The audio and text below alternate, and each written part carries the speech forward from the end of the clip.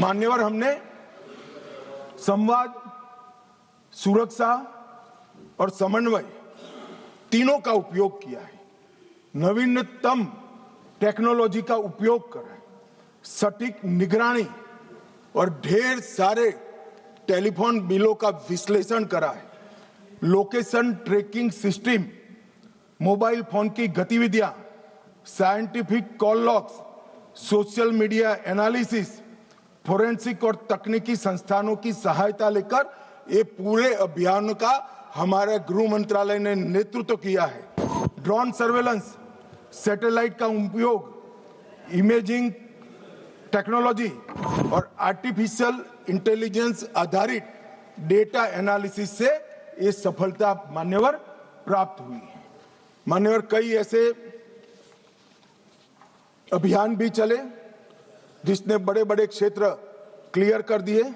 अगर मैं नहीं बोलता हूं तो हमारे जवानों के लिए अन्याय हो जाएगा।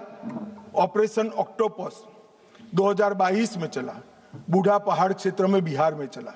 Operation double would Gumla, Lohardaga और लातेहार जिलों में चला। 8 से 25 फरवरी तीनों जिले नक्सलवाद से मुक्त हो गए। 2022 में चला। ऑपरेशन थंडरस्टॉर्म झारखंड के सरायकेला, पश्चिमी सिंहभूम और खूंटी जिले में 1 से 3 सितंबर 22 में चला। ऑपरेशन भीमबंद मुंगेर जिले के जून व जुलाई 22 में चला। ऑपरेशन चक्रबांधा बिहार के गया और औरंगाबाद जिलों में 22 में चला और ये सारे एरिया मान्यवर इससे मुक्त हो गए। मान्यवर, एक ऑपरेशन की ओर मैं विशेष ध्यान दिलाना चाहता हूं सदन का। ऑपरेशन ब्लैक फॉरेस्ट तेलंगाना और छत्तीसगढ़ की सीमा में 50 किलोमीटर लंबी और 37 किलोमीटर चौड़ी एक पहाड़ी है। ये पहाड़ी पर इन्होंने अपना एक परमानेंट कैंप बनाया था। 5 साल लड़ सके इतना असला, इतने हथियार, सोलार से वहां लाइट की व्यवस्थाएं, ढेर सारी आईडी बनाने की फैक्ट्रियां और 5 साल का अनाज वहां पर भरा था। 400 से 500 कैडर वहां पर एकत्रित थे। और मान्यवर, मैं आज बड़े संवेदनशीलता के साथ कहना चाहता हूं कि बहुत गर्मी थी मान्यवर। 45 डिग्री टेम्परेचर पहाड़ पर था। पत्थर 10 बजते बजते गर्म हो जाता था। शरीर में से 2 लीटर 3 लीटर पसीना बह जाता था। हम जवान को पीने के लिए रेशनिंग में 300 ग्राम पानी देते थे। जवानों ने उफ नहीं की मान्यवर। 21 दिन तक ऑपरेशन चला। 30 से ज्यादा माओवादी मारे गए। बाकी सारे नीचे उतरते ही पुलिस के साथ मुठभेड़ों में मारे गए या सरेंडर किए और ये पूरा असला हमने जब्त कर लिया। इसी ने महाराष्ट्र, छत्तीसगढ़ मतलब बस्तर और तेलंगाना में माओवादी आंदोलन का अंत किया। मैं आज भी बड़ी विनम्रता के साथ और बड़े भाव के साथ सीए बोलता, सुनिए ना, आगे सुनिए ना। वही मान्यवर, बड़ी विनम्रता के साथ और बड़ी संवेदनशीलता के साथ कोबरा, सीआरपीएफ, डीआरजी और छत्तीसगढ़ पुलिस को मन पूर्वक इस सदन में सैल्यूट करना चाहता हूं मान्यवर। इन्होंने अमानवीय धैर्य का उपयोग कर इनके किले को तोड़ा है। वैसे ये कह रहे हैं ग्रेहाम का भी रोल है, मगर हमें तेलंगाना सरकार ने ऊपर आने से ना बोल दी थी कि हम ऊपर नहीं आएंगे, ये नीचे आएंगे तो हम इनको रोकेंगे। इसके लिए धन्यवाद। जो नीचे आए इसको रोका है, ऊपर नहीं आए मान्यवर। और ये आज जो 2024 की इनकी मुख्य कैडर है मान्यवर, इसकी स्थिति आज मैं बताना चाहता हूं। सेंट्रल कमेटी मेंबर और पोलिट ब्यूरो मेंबर 2024 की शुरुआत में कुल 21 थे। मेरी बात ध्यान से सुनिएगा, ये इनकी पार्टी का केंद्रीय नेतृत्व है। 21 थे, 1 पकड़ा गया है, 7 सरेंडर हुए हैं, 12 मारे गए हैं, और एक फरार है, उसके साथ भी वार्ता चल रही है। मुझे लगता है वो भी जल्दी सरेंडर कर देंगे। तो 21 के 21 सेंट्रल कमिटी मेंबर और पोलिट ब्यूरो मेंबर समाप्त हो चुके हैं और केंद्रीय व्यवस्था उनकी टूट चुकी। दंडकार्यालय में 27 स्टेट कमेटी थी, 27 की स्टेट कमेटी थी। 3 अरेस्ट हुए, 20 सरेंडर हुए, 11 मारे गए और 2 से बातचीत चालू हुई है। वो भी 37 के 37 लोग दंडकारण्य जो उनकी मुख्य स्टेट कमेटी थी वो समाप्त हो चुकी। Madhya Pradesh, Maharashtra, Chhattisgarh MMC state committee 3 surrender कर गए, 3 की ही बची थी। ओडिशा 4 बचे थे, 1 सरेंडर करा, 3 मारे गए। ओएससी ओडिशा 5 सरेंडर करे, 5 मारे गए, 10 ही थे। डिस्टर्ब रीजन ब्यूरो अरेस्ट 1 हुआ, 1 ही फरार है, तो 6 के 6 हो गए। और तेलंगाना में 6 सरेंडर हो गए, 3 मारे गए, 1 भी नहीं बचा है। तो उनकी पोलिट ब्यूरो मेंबर और सीएमसी ये पूरा समाप्त हो चुका है। और हमने लक्ष्य किया था कि 31 मार्च को नक्सल मुक्त करेंगे।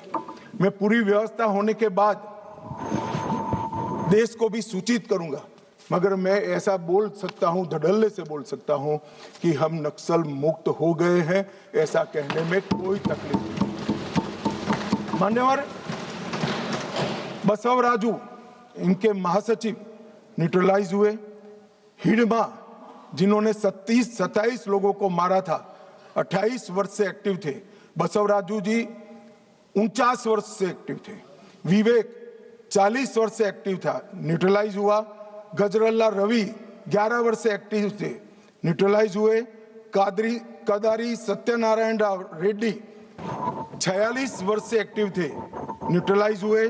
गणेश उइके 44 वर्ष से एक्टिव थे, न्यूट्रलाइज हुए। वेणुगोपाल आत्मसमर्पण किया, 46 वर्ष से एक्टिव थे। वासुदेव आत्मसमर्पण किया, 36 वर्ष से एक्टिव थे। पल्लूरी प्रसाद राव चंदना 46 वर्ष से एक्टिव थे, आत्मसमर्पण किया। रामदेव माझी देवू 36 वर्ष से एक्टिव थे, समर्पण किया। टिपरी तिरुपति 44 वर्ष से एक्टिव थे, उन्होंने भी सरेंडर कर दिया है। मान्यवर मुख्य हथियारी माओवादी समाप्त हो चुके हैं। मान्यवर हमने एकदम ल्यूक्रेटिव पुनर्वसन पॉलिसी को भी अपनाया है। मान्यवर आत्मसमर्पण की प्रोत्साहन राशि 50,000 घोषित की गई है। सामूहिक सरेंडर पर दुगना कर देते हैं। मोबाइल सबको सरकार की ओर से देते हैं। हथियार जमा कराने पर और मुआवजा देते हैं। पुनर्वसन केंद्र पर कौशल प्रशिक्षण व टूल किट का वितरण करते हैं। 10,000 रुपया प्रति माह 36 माह तक हम उनको देते हैं। सभी को मोदी जी ने प्रधानमंत्री आवास योजना की गिफ्ट दी है। नक्सल मुक्त पंचायत होते ही गांव के विकास के लिए 1 करोड़ रुपया दिया जाता है। और मान्यवर हमने कैंप लगाए हैं सरेंडर के।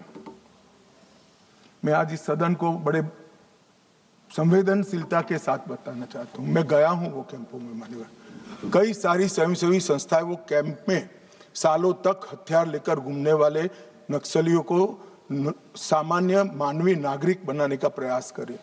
वहां जाते हैं साहब, आंख में आंसू हो जाए ऐसे दृश्य खड़े होते हैं। किसी नक्सली बच्ची को नेल पॉलिश देते हैं तो लगाते लगाते रो पड़ती है। इसके ट्यूटर उसको पूछते हैं क्यों रो रही हो, कि पहली बार मैंने जीवन में नेल पॉलिश लगाया है। 7 साल की थी, ये मुझे उठा ले गए, तब से पैंट शर्ट और बूट में घूम रही हूं, मैंने जीवन को कभी देखा नहीं। मान्यवर लिपस्टिक लगाते लगाते वो रो पड़ते, मेहंदी हाथ में लगती है, उनकी खुशी का कोई ठिकाना नहीं रहता। वहां पर बस्तर में मान्यवर साप्ताहिक बाजार लगते हैं, उनके माँ बाप को मिलने के लिए ले जाते हैं। खुद तो माँ बाप के आशीर्वाद लेते हैं और नए जीवन की आशीर्वाद मांगते हैं। कुछ लोग माँ बाप को पीटने लगते हैं, क्यों दे दिया हमने नक्सलियों को, हमारा जीवन बर्बाद कर दिया। 25-25, 30-30 साल तक न पढ़े न लिखे, निरक्षर रहे, खाना नहीं मिला, पशुओं की तरह दौड़ते रहे, ना रात देखा ना दिन देखा, पूरा जीवन ही इनका तबाह हो गया। और जिसको भी ये नक्सलवादी हिंसा अन्याय का सामना लगती है, मेरे सबसे करबद्ध निवेदन है, एक कैंप में जाकर 2 रात बिताइए, आपको मालूम पड़ेगा ये नक्सलवादियों ने क्या किया। और यहां बैठकर फैशनेबल तरीके से इनका पक्ष लेना कि इनकी सुनो, इनसे चर्चा करो, बहुत सरल है किसी के पास जवाब? ये 15,000 बच्चों का जीवन बर्बाद कर दिए, कौन जिम्मेदार है किसी के पास जवाब? क्या सारे बुद्धिजीवी अर्बन नक्सल जाकर देखिए कैंप में आपने क्या किया है। आप तो इसी चैम्बर में बैठकर कोर्ट के प्रोटेक्शन के अंदर आर्टिकल लिखते रहते हैं, वहां जीवन के जीवन उजड़ गए हैं और किसी को परवाह नहीं है। अपने आप को ह्यूमन राइट का चैंपियन मानते हैं। मैं पूछना चाहता हूं, 32 साल की आयु तक मेहंदी न लगाने वाली बच्ची के ह्यूमन राइट का कौन चिंता करेगा? मान्यवर, उसकी चिंता नरेंद्र मोदी करेंगे और कोई।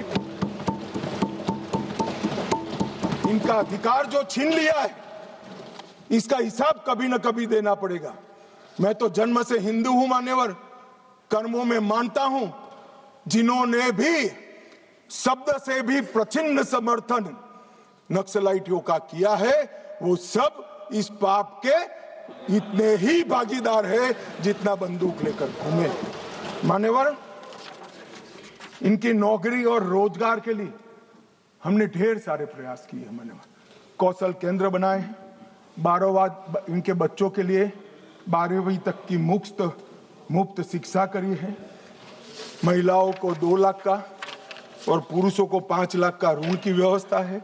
वहां बस्तर ओलंपिक और बस्तर पंडुम, इसके माध्यम से संस्कृति और खेल का हम बढ़ावा कर रहे हैं। और वहां पर अब 1,20,000 कलाकारों ने बस्तर पंडुम में भागीदारी ली और 5,50,000 आदिवासी खेल खेले। मेरा तो विपक्ष के सभी उन सदस्यों से विनती है कि जो इसको न्याय की लड़ाई कहते हैं, वो बस्तर पंडुम और बस्तर ओलंपिक में जाएं। मान्यवर, मेरे घर पर जिनके पैर उड़ गए, हाथ कट गए, आंख चली गई, ऐसे लोग आए थे, नाश्ता किए थे। मैं जानता हूं उनकी वेदना। राष्ट्रपति जी ने भी उनको बुलाया था। कभी 1 घंटा तो उनके लिए निकालो भाई। इन पर जुर्म डालने वाले के लिए भाषण करने के लिए आपके पास बहुत समय है। वो जुर्म का परिणाम देखने के लिए 1 घंटा निकालिए, ऐसा मेरा निवेदन है। मान्यवर, आज मैं यहां पर अंत में 2070 से नक्सली आतंक क्यों चला, इसके तय में भी जाना चाहता हूं। मान्यवर, जब मनमोहन सिंह की सरकार बनी, तब एक NAC बनी थी, नेशनल एडवाइजरी काउंसिल। PM की काउंसिल ऑफ मिनिस्टर तो हमने सुनी थी, पार्लियामेंट में बहस के दरमियान सदस्य एडवाइस दे, वो भी सुना था। एक नई national advisory council, extra constitutional forum खड़ा किया गया जो देश के कानून बनाता था। इस फोरम में कौन था मान्यवर? सोनिया जी इसकी अध्यक्ष थी, हर्ष मंदर इसके सदस्य थे। उनके NGO अमन वेदिका में शीर्ष नक्सली नेता की पत्नी को जिम्मेदारी दी गई थी और रिकॉर्ड है कि वह उन नक्सलियों में शामिल थी जिन्होंने अपहरण के केस अर्बन एरिया में किए थे।